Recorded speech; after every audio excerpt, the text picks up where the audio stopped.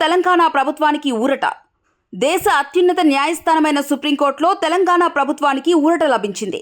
Group 1 నియామకాల విషయంలో high court ఆదేశాలపై stay విధించేందుకు supreme court నిరాకరించింది. కాగా గ్రూప్ 1 నియామకాల్లో అక్రమాలు జరిగాయని, నియామకాలపై స్టే విధించాలని పలువురు సుప్రీంకోర్టును ఆశ్రయించారు. మంగళవారం విచారించిన అత్యున్నత న్యాయస్థానం స్టే విధించేందుకు నిరాకరించింది. ఇదిలా ఉంటే ఎంపికైన అభ్యర్థుల జాబితాను ఇటీవలే టీజీపీఎస్సీ ప్రకటించింది. అభ్యర్థులు ఎంపిక చేసుకున్న పోస్టుల ప్రాధాన్య క్రమం, ప్రధాన పరీక్షలో వచ్చిన మార్కుల మెరిట్, రిజర్వేషన్, రోస్టర్ ఆధారంగా ఆయా పోస్టులకు ఎంపికైన వారి వివరాలను వెల్లడించింది.